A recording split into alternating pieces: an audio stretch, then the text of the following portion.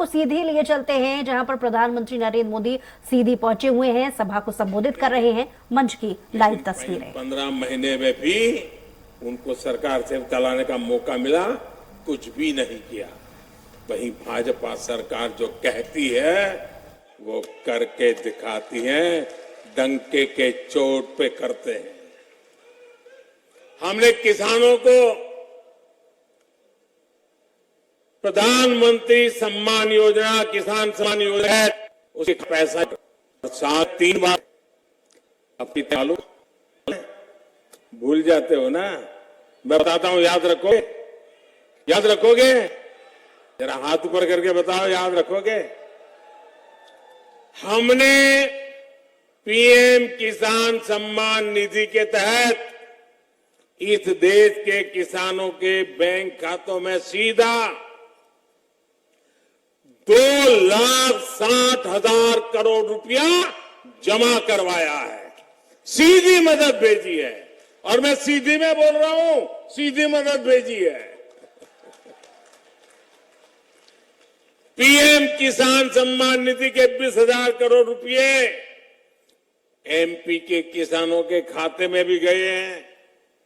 हर किसान को 28,000 रुपये उसके खाते में मिले हैं। अगर कांग्रेस होती तो उनके तो एक प्रधानमंत्री पब्लिकली कहते थे कि 1 रुपया भेजते हैं तो 15 पैसा पहुंचता है। अगर ये पैसे उनके जमाने में गए हो तो कितने रुपए पंजा खा जाता? कौन सा पंजा ये पैसे मार लेता भाई? जब ऐसे काम होते हैं, लोगों की भलाई के लिए काम होते हैं, सिर्फ और सिर्फ देश का भला करने का इरादे से काम होते हैं, तभी लोग कहते हैं एमपी के मन में मेरे परिवारजनों, भाजपा सरकार की योजनाओं के जो भी लाभार्थी हैं, उनमें से अधिकतर हमारे दलित, हमारे पिछड़े और हमारे आदिवासी परिवार है। कांग्रेस के लंबे शासनकाल में सबसे बुरी स्थिति दलितों की, आदिवासी बस्तियों की थी। प्रधानमंत्री ग्रामीण सड़क योजना के सबसे अधिक लाभ हमारे इस इलाके के नागरिकों को हुआ है। मेरे आदिवासी भाई बहनों को, गरीब भाई बहनों को, दलित बस्ती के लोगों को हुआ है। भाजपा सरकार 100% बस्तियों को सड़क से जोड़ने के लक्ष्य के बहुत करीब है।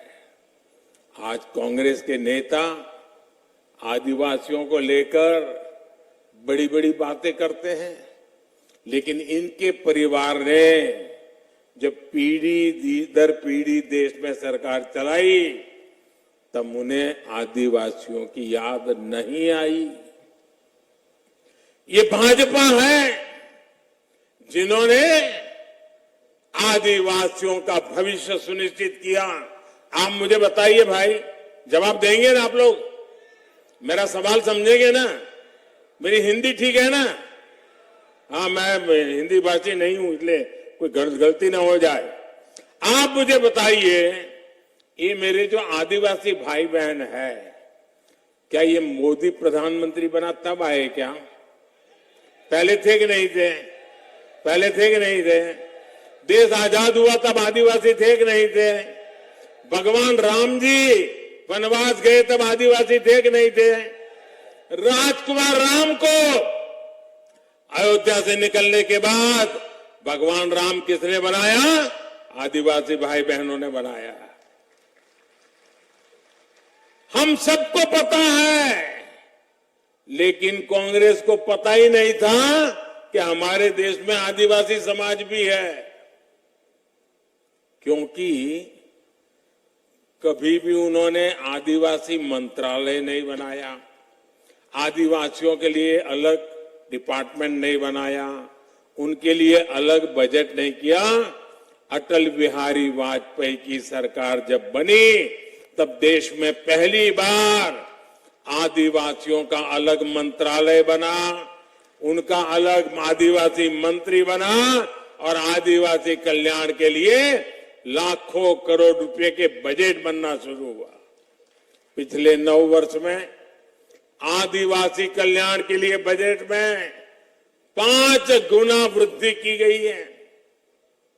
ये भाजपा सरकार है जिसने बैगा, भारिया, सहारिया जैसी पिछड़ी जनजातियों की भी सूद ली।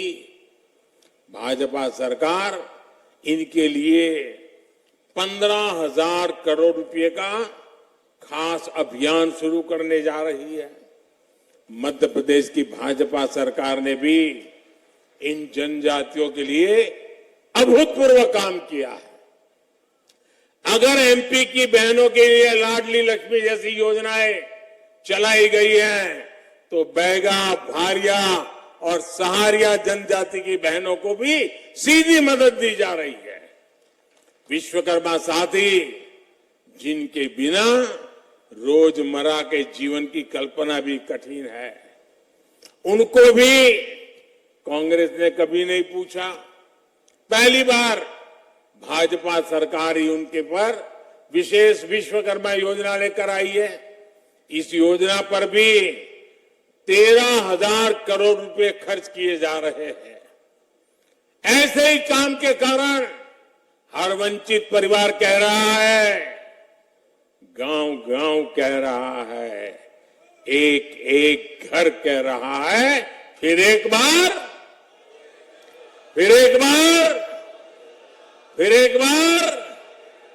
मेरे परिवारजनों, सीधी बीरबल की जन्मभूमि है और इसलिए बुद्धिमानी, सूझबूझ और पहेलियों को हल करना यहां के हर बच्चे की पारंपरिक ताकत है ना।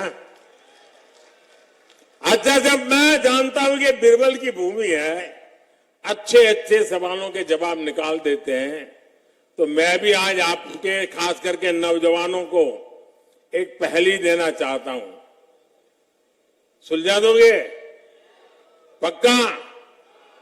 देखिए, मध्य प्रदेश के जो युवा हैं ना, उसमें जो हमारे फर्स्ट टाइम वोटर है, जो पहली बार इस बार वोट डालने के लिए जाने वाले हैं, उनके सामने मैं गुत्थी रखना चाहता। आप ये पहले सुलझाएंगे? पक्का सुलझाएंगे? अनेक दशकों तक देश में पंचायत से लेकर पार्लियामेंट तक कांग्रेस का ही झंडा था, कांग्रेस की ही सरकारें थी। लेकिन आज गिनती के कुछ राज्यों में ही बची है। जरा सोचिए, गुत्थी सुलझाइए, ये इनकी बर्बादी ऐसी क्यों हुई, इनका ऐसा पतन क्यों हुआ? साथियों, वो इसलिए हुआ क्योंकि कांग्रेस का नारा रहा है, गरीब की जेब साफ, गरीब की जेब और काम हाफ, जेब साफ। यूपी, बिहार, गुजरात, पश्चिम बंगाल, तमिलनाडु, उड़ीसा, कितने राज्य गिनाऊं मैं, एक बार कांग्रेस गई तो वहां के लोगों ने कांग्रेस को दोबारा घुसने नहीं दिया है। यहां एमपी में भी 2 दशक से अधिक हो गए जब कांग्रेस बहुमत के लिए तरस गई है। आज गरीब, दलित, ओबीसी और आदिवासी समाज समझ गया है कि कांग्रेस उनकी प्रतिनिधि नहीं है। कांग्रेस ने सिर्फ वोट के लिए इस्तेमाल किया है।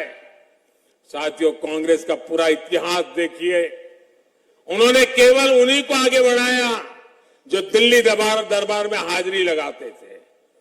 एससी, एसटी, ओबीसी इन समाज के प्रभावशाली नेतृत्व को कांग्रेस ने कभी उभरने नहीं दिया। इनकी यही दरबारी मानसिकता है जिसके कारण ये दिन रात, सुबह शाम बाकी सब काम भूल जाते हैं, एक काम कभी नहीं भूलते। आपने देखा होगा कांग्रेस की विशेषता है, बाकी सब काम भूल जाएंगे, एक काम कभी भूलते नहीं है, और वो काम है सुबह शाम मोदी को गाली देना। एक ही काम, गालियां देते रहते हैं। मोदी को गाली दे देते ये पूरे ओबीसी समाज को गालियां देने लगे हैं। साथियों, जब भाजपा ने तय किया कि एक आदिवासी बेटी देश की राष्ट्रपति के रूप में हम चाहते थे, कांग्रेस ने तब उसका भी घनघोर विरोध किया। ये भाजपा ही है जो एससी, एसटी, ओबीसी समाज की आकांक्षाओं का सम्मान करती, उन्हें मान देती है। आज आपने अखबार में पढ़ा होगा, पहली बार देश में इंफॉर्मेशन कमिश्नर के रूप में, चीफ इंफॉर्मेशन कमीशन के रूप में पहली बार, कब मैं दिल्ली था, चुनावी दौरा कैंसिल करके गया था, मीटिंग के लिए गया था, और हमने चीफ इंफॉर्मेशन कमिश्नर के रूप में राजस्थान के एक दलित को पहली बार उसका अध्यक्ष बनाया है। और एक कांग्रेस वाले देखिए, मीटिंग में उनको आना था, मीटिंग का उनको निमंत्रण गया था, समय से पहले गया था, उन पर फोन पे बात हुई थी, लेकिन जब उनको पता चला कि एक दलित अध्यक्ष बनने वाला है, उन्होंने मीटिंग किया ही बहिष्कार। तो सीधे से ये लाइव तस्वीरें आपने देखी जहां प्रधानमंत्री नरेंद्र मोदी सभा को संबोधित कर रहे थे। और चलिए यहां पर एक छोटे से ब्रेक लिए, ब्रेक के बाद लौटेंगे।